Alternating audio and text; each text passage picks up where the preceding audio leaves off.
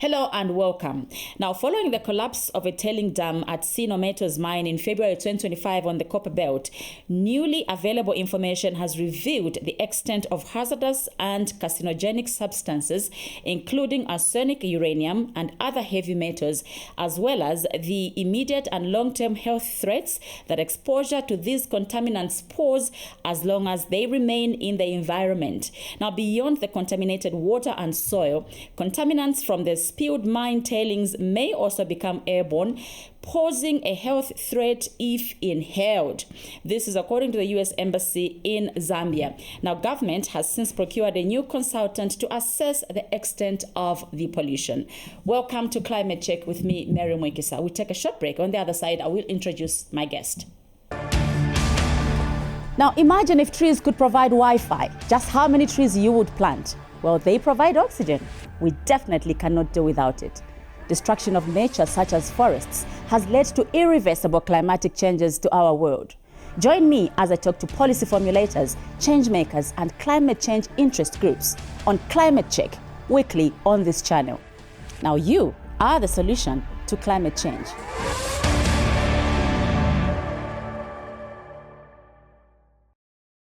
Now, for contamination that happened in February 2025, one would think by September the issue would have been brought to rest, knowing fully well the extent of the pollution and the compensation to the victims. And so today we asked you on this issue because new information keeps resurfacing and it seems we are far from reaching a conclusion. Joining me in studio to help me unpack this issue is Morgan Katati, Executive Director, Zambia Institute of Environmental Management. Mr. Katati, thank you so much for being here. Thank you so much. Appreciate it. Let's appreciate the current status quo regarding this issue. Yes, indeed. The pollution took place on February 28th. And at the time, the information were that the content of the tailings dam, which was to the tune of 60,000 million liters, was released into the ambient environment, which is the Mwambashi River, which joined the Kafue River, and tracking the impact has reached as far as Itezhi. I think at one point ZAAB released the report that there are animals that have died in Itezhi. So even the nature of consultants that they were expecting to procure was to do all the comprehensive assessment from the incident accident report all the way up to Itezhi. So that's a mammoth. It's not an easy thing. Yeah, but also I think the nature of pollutants that were contained in there divided into maybe two levels. There are those which are categorized as heavy metals. There are those that are chemical in nature, and also the acidity, because obviously when the mine, when the operation of the mine use the process called acid mine drainage, where they use acid to remove the mineral rock from the ground.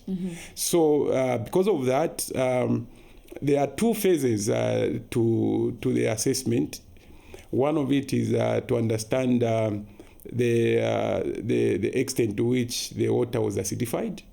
And the information at the time were very clear that the level of acidity was 1 pH. So when we're talking about 1 pH, I remember the Minister of Water described that a human bone can be dissolved by once it is placed in the water.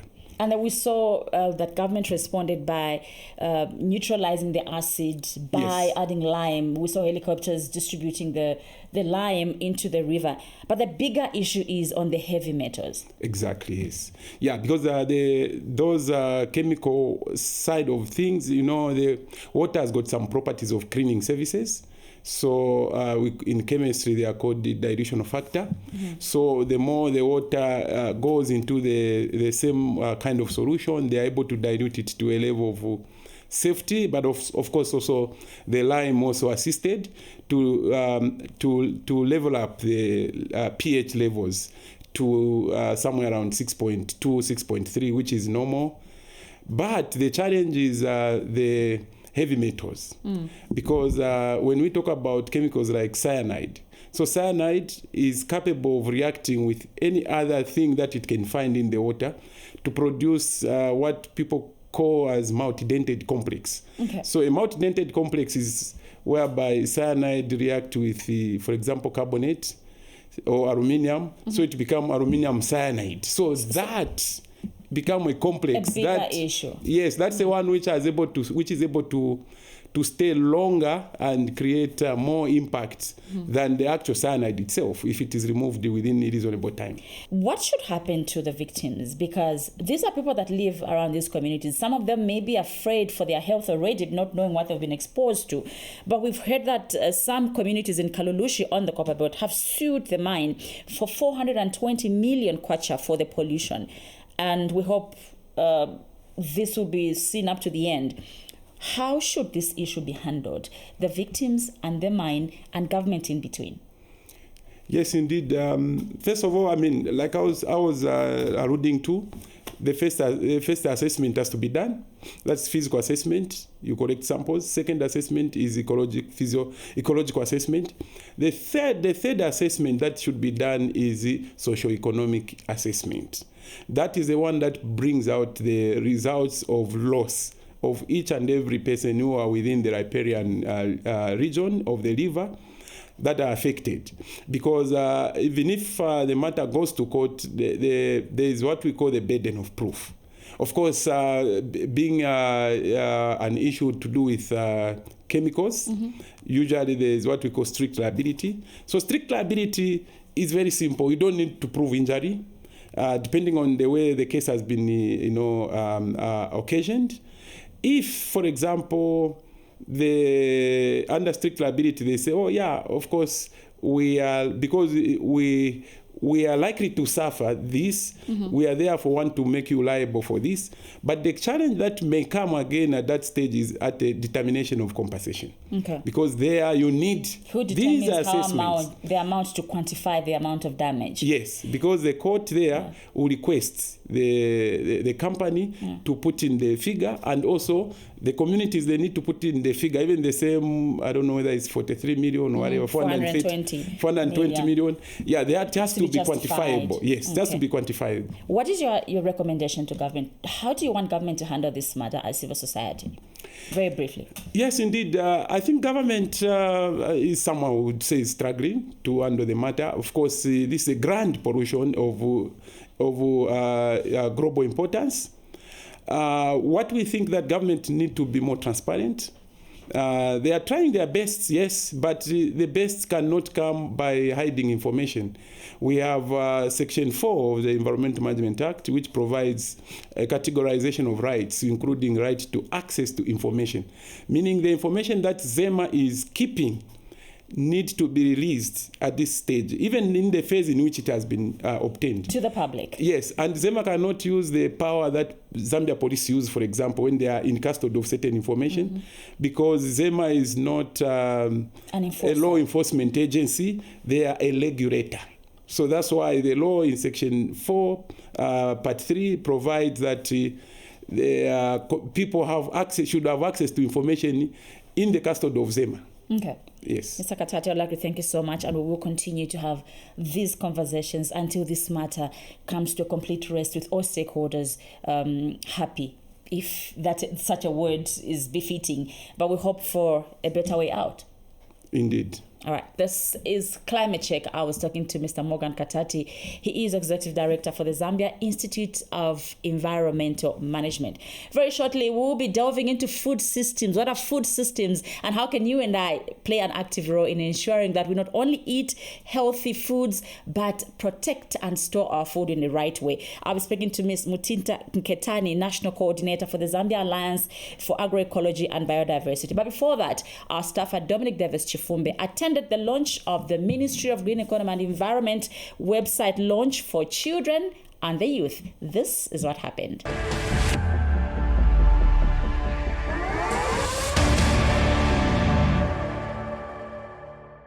In a bid to provide access to critical data and analysis for policymakers and researchers, facilitating public awareness and education, and offering a platform for advocacy for children and the youth. The Ministry of Green Economy and Environment, in collaboration with Save the Children Zambia, launched a website for children and the youth. Chilombe Kambi is Save the Children Zambia Country Director. She encouraged the children to use the website wisely. This website is not only a communication tool, but also serves as a safe and inclusive space where children and youth can share their lived experiences, voice their concerns, and engage with peers, policymakers, and other stakeholders. It's also a space for learning, advocacy, as well as action, where children's voices can actively shape Zambia's climate resilience and adaptation pathways. Save the Children and partners believe that children and youth are not mere victims of climate change. They are powerful agents of change. And speaking at the launch, guest of honor, Minister of Green Economy and Environment, Mike Mwiikisa, said the initiative is timely and no child shall be left behind. Today's launch is not only timely, but very, very urgent. Through this website, Zambia is declaring with confidence that our children are not just victims of climate change, they are also champions of climate solutions. Inspiring stories of young people already taking bold steps in their communities, a community forum where youth can connect, share ideas, and collaborate on climate actions. Interactive learning tools that explain adaptation and mitigation in ways that are simple, engaging, and practical.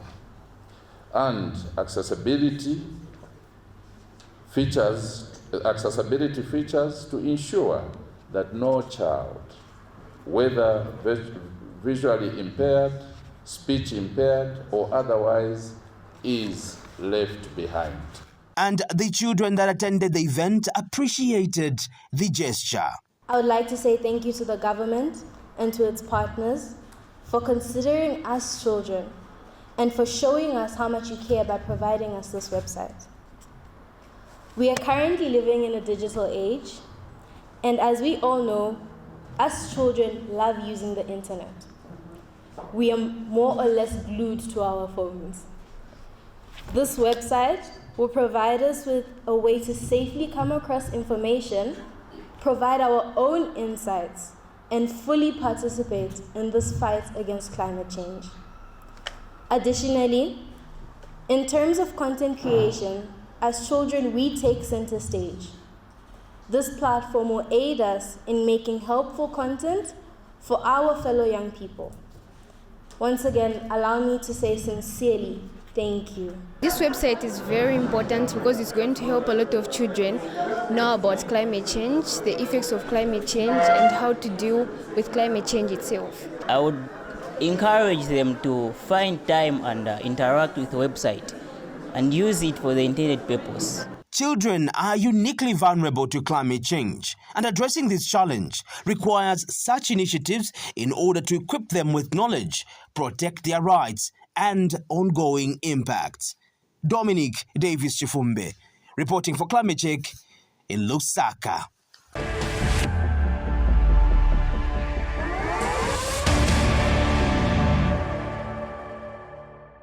What a great milestone, the launch of a website for the youth and children. And this is focused on providing information on environmental protection, climate change, and many other aspects of sustainability. And this is being spearheaded by the Ministry of Green Economy and Environment. How about you try to click on that website and see what information you may find for your children, for the youth, and especially for yourself. This is Climate Check, and now I'm joined in studio by Ms. Mutinta Nketani. She is a national coordinator for the Zambia Alliance for Agroecology and Biodiversity, ZAAB. Thank you so much for making time to be on Climate Check. Thank you so much. It's your first time on the show. Welcome. Yes, and thank you for having me. It took you so long. Yeah, you know. Let's just appreciate your focus as an organization. What do you do as ZAAB? So ZAAB, as the name says, it's an alliance. It's a network of civil society organizations mainly that are working on sustainable food systems in Zambia. So we have 41 member organizations, we have 6 individual members, as well as a few institutions. Okay. Yeah. Let's appreciate the subject for the day, which is food systems. And how do you define sustainable food systems? So food systems in itself as a term means all processes, people, institutions, places that are involved in the food production, processing, distribution, marketing, and everything else, including up to the extent of disposal. And sustainable food systems as defined by the World Food Programme, by the UN Food and Agriculture Organization, is actually a concept that means that the food system is able to deliver food security and nutrition today without compromising the future generations' capacity to do the same, to deliver enough food, culturally appropriate food, and healthy food, and still maintain environmental sustainability. And what is the current state of food systems in our country? Definitely not sustainable. So we have quite a lot of issues with our food systems in the country currently. As it was reported during the 2023 to 2024 farming season, just one season of drought. The impacts of climate change are quite rife on the food systems in Zambia. And just one season of drought, and we had more than 6 million people facing hunger, and more than 10 million households affected actually by food shortages and everything. So our food system is definitely not sustainable. Farming systems are not resilient. We have systems that are heavily dependent on external inputs that are heavily dependent on rainfall, and very little irrigation. So the current system can be said to be mainly unsustainable. But we also have quite a lot of, we are going in this monocultural way, and sustainable food systems are based on food systems that are quite diverse. They deliver a diverse base of food production and consumption, and also, provides people with choices on what they can eat. And also I agree with you. As a country, we are more tilted towards production of maize. Like every other farmer has to have some maize on their farm, and they grow the alternative foods in smaller quantities. But then how does agroecology ensure food systems sustainability? So agroecology is the alternative that provides this sustainability, and we as ZAAB are actually proposing agroecology as the viable system that will ensure long-term sustainability. First of all, agroecology or agroecological farming is based on a system that ensures a minimal or no disturbance to the environment around, which means in general the environmental aspect is not so much impacted. We know that currently our food production systems are actually impacting negatively on our environment.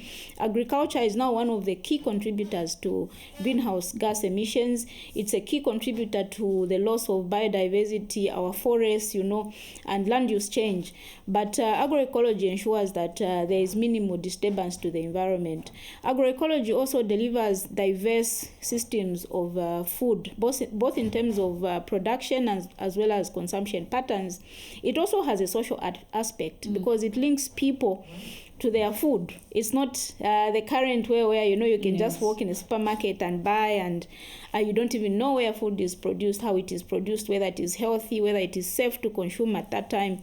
But agroecology is knowledge intensive. It promotes a system where farmers are able to be linked, food producers rather are linked to the consumers, and consumers understand and demand for the right kind of food. At the same time, agroecology actually offers a long-term economic benefits for all people that are involved in the system. Because it doesn't require much in the long run. It doesn't require much for producers to produce adequate amount of food, and therefore it becomes a cheaper option. I once was privileged to speak to a farmer in Shimabala area who said the reason they're not practicing alternative ways of farming like agroecology is that if they walk into an agro shop, most of the products are maize related. Yes. That they struggle to even find seed for sorghum and other alternatives. How can policymakers, private players, government, the farmers themselves change this narrative? Yeah. So the biggest challenge that any country might have in Africa currently is the policy environment, because where policy is where the resources go. How policy is framed is how programs that follow are framed. And I'll give an example of the Farmer Input Support Program, the FISIP. So mostly the FISIP supports that same kind of system that you're talking about. It's about maize, a few cash crops. But at the end of the day, there are so many other foods that used to contribute to both household food security as well as nutrition at household level. So you find that most of our seeds, most of our what we considered as food, the pumpkins, the sweet potatoes, the sorghum, as you mentioned, the millets, a lot of these crops, including the legumes such as the cowpeas and the bambara nuts, they are disappearing from our diets. So agroecology is a system that, because it combines traditional knowledge and science, and also because it is based on this wide range of foods, it is actually a very sustainable way, and it actually ensures that this happens, because when you are producing agroecologically, that is without chemicals, without the use of fertilizers, there is no way that you cannot diversify. You would actually need to diversify for you to be able to combat disease, pests, for you to be able to achieve the revitalization of the dead soils, the currently dead soils. Thank you so much for making time and for sharing this valuable information with our viewers on how we can begin to make the right choices when it comes to the food that we're eating, the food that we're buying, in order to encourage the farmers to grow these foods in a healthy way. Thank you so much. All right. That's Ms. Mutinta Nketani, National Coordinator, Zambia Alliance for Agroecology and Biodiversity, ZAAB. Join me on the other side. We take a short break.